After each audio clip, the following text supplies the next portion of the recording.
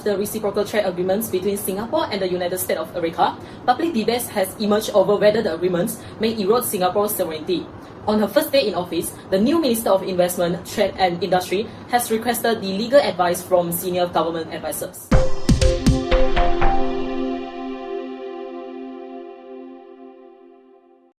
Ms. Ansell, public concerns suggest that this RTA may undermine the Singapore sovereignty. Is this concern legally justified? Minister, sovereignty traditional imply full freedom of action. Long-term treaty obligation may question Singapore regulatory autonomy. We respect modern international law recognizes that sovereignty includes the capacity to consent to treaties. Article 2 sub 1 of the UN Charter affirms sovereignty equality, while voluntary treaty consent does not constitute unlawful intervention under Article 2 sub 7. But history shows treaty can erode sovereignty, such as the Bangkok Treaty of 1874. Indeed, Minister, but the Bangkok Treaty reflected coercion and inequality. Modern reciprocal trade agreements are based on mutual consent, which restrict rather than remove sovereignty. If the sovereignty is not lost outright, how do we ensure control going forward? Minister, treaty law itself provides the safeguards. Under Article 26 of the Vienna Convention on the Law of Treaties, treaties must be performed in good faith, but Article 31 and 32 ensure the obligations are interpreted reasonably and in context. Additionally, careful drafting, review process, and termination provisions under Article 54 allow Singapore to reassess commitments without breaching international law. Suppose the United States of America exercise the excessive control. Should we start arbitrations immediately? Minister, international law favors a graduated approach. According to the Responsibility of States for the Internationally Wrongful Act 2001, responsibility arises only when an attributor act breaches an international obligation. But didn't weaken our position. Respectfully, Minister, Article 33 of the UN Charter prioritizes negotiation. So, Plan A involves negotiation, preserving sovereignty. If unsuccessful, Plan B involves mediation or good officers. Legal adjudication under Plan C should be a last resort, providing certainty but limiting diplomatic flexibility. So, how do we protect sovereignty at the domestic level? Minister, treaty impact depends on domestic implementation. In Singapore, treaty making is an executive function, while implementation requires legislative measures. Courts interpret these measures, but do not enforce treaties directly. Regarding the safeguards, reservations under Article 19 of the BCLT are suitable for multilateral treaties. In bilateral agreements like this RTA, reservations are impractical. Lawful termination under Articles 54 or 56 must follow the treaty procedures. In your opinion, what policy option should we adopt moving forward? Minister, we recommend embedding drafting safeguards within the treaty to preserve regulatory autonomy and decision-making space. Also, interpretative statement can clarify Singapore's non-alignment and policy autonomy. And the future treaties should include sunset and periodic review clauses. Trade diversification will further reduce dependencies and external leverage. So, thank you. We will proceed on the message that sovereignty is best protected through law, not withdrawal.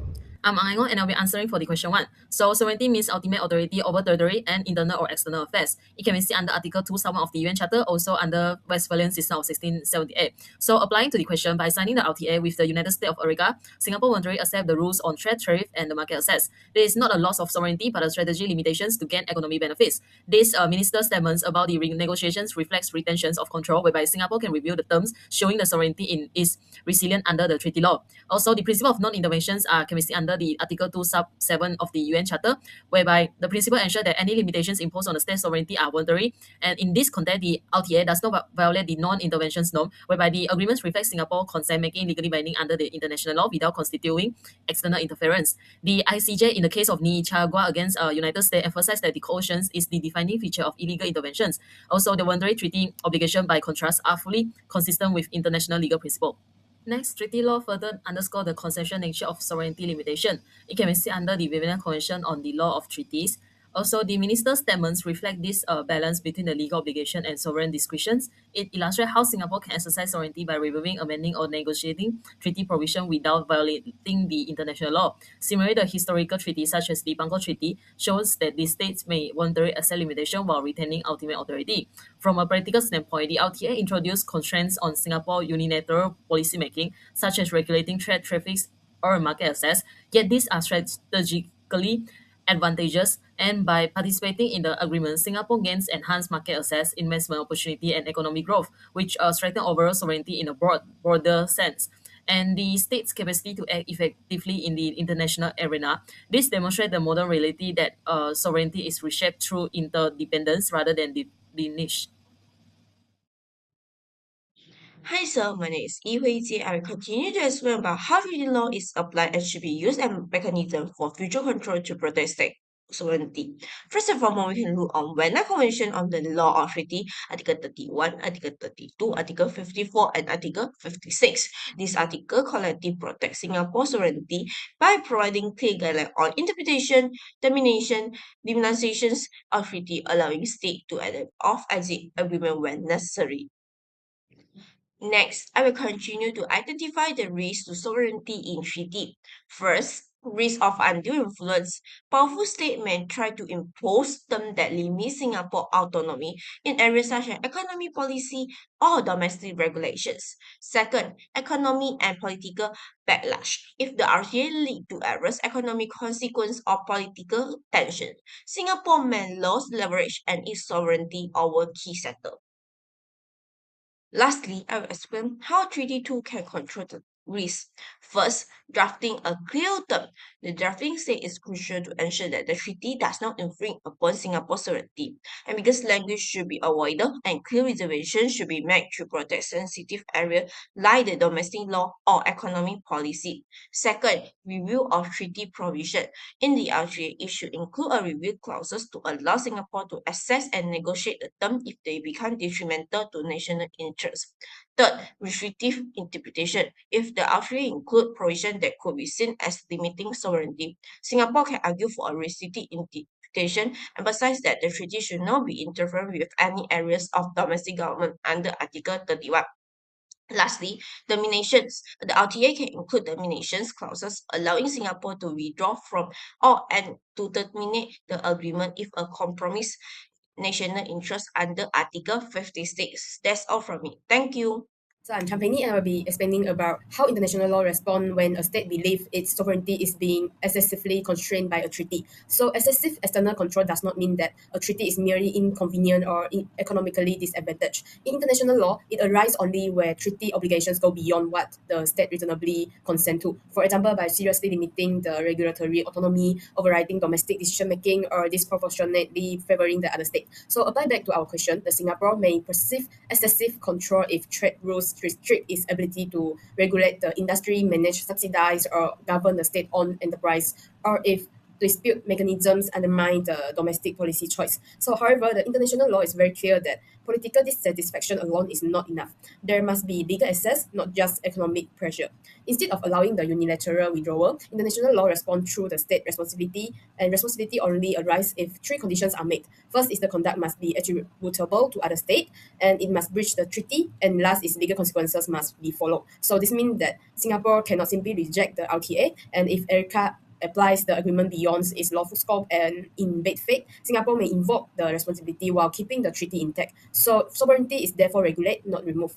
So here is about how Singapore can lawfully respond to perceived excessive control without breaching the international law. So when sovereignty concerns arise, international law prioritizes peaceful dispute settlement, not self-help. So the first and most important mechanism is negotiations. This is exactly what the Singapore minister signaled by saying that unfair terms must be negotiated. Singapore is not denying the RTA. It is exercising sovereignty by seeking adjustment within the legal framework. So if negotiations are unequal due to the ERICA's stronger economic positions, mediations becomes important. Mediations protect Singapore from being pressured into compliance and ensures the discussions remain voluntary and non-coercive. Where the RTA provides for it, arbitrations offer abiding but consent-based solutions. Singapore remains bound only to what it agreed to, and claims of excessive control are assessed legally rather than the politically.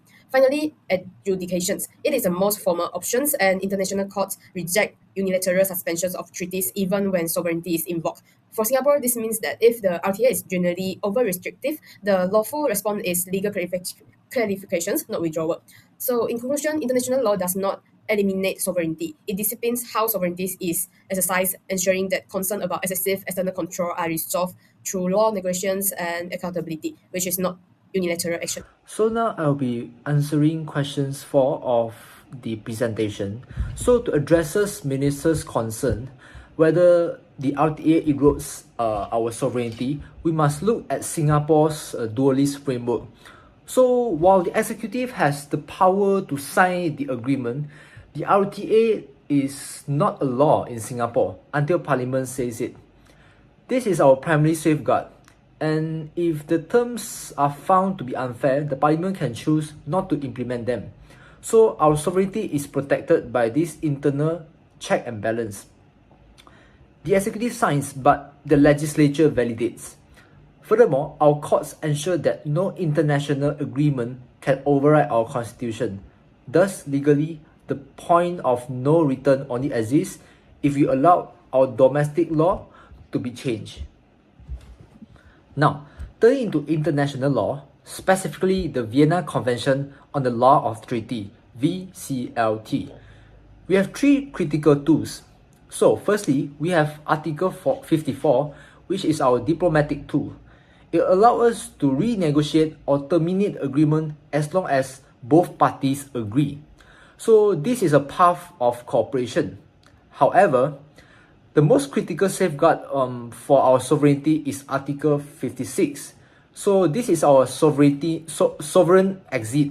Even if the RTA is silent on how to leave, Article 56 provides that a state can withdraw if it can be shown that the parties intended to allow it, or if the nature of the treaty, like certain trade deals, implies such a right. So usually, this requires a 12-month notice. And furthermore, if the global landscape changes so fundamentally that the deals is no longer what we signed up for, we can invoke Article 62 regarding a fundamental change of circumstances. So these articles ensures that the Singapore is never locked in to an unfair arrangement. So after looking through everything, I will now explain the actionable policy options that are applicable in our country, which is Singapore. So first of all is drafting safeguards. So for Singapore, it can take the example from NAFTA and renegotiate or clarify clauses to narrow definitions of fair and equitable treatment, or insert express clauses to enforce the rights to regulate. The second mechanism is interpretative statements. So we can take the example of CETA EU-Canada, which issue interpretative declaration clarifying that investment protection does not override domestic regulatory autonomy. So Singapore can also issue an interpretative statement with ARECA saying that the RTA does not prevent Singapore from adjusting economic policy in response to global challenges. The third mechanism is sunset or review mechanism, in which Singapore can take the example from USMCA and insert similar sunset clause and allow regular review chance to look into the RTA. Next, Singapore can also take example from Vietnam in implementing diversification strategies by conducting compatibility audits, including no cross defaults clauses in future RTS, because diversification treaty oversight within the government. The last mechanism is reputational and market consequences. So Singapore can take the example from Canada and establish a permanent treaty compliance and review unit to monitor obligation, manage disputes early, and coordinate renegotiation strategies to preserve its reputation globally. Thank you.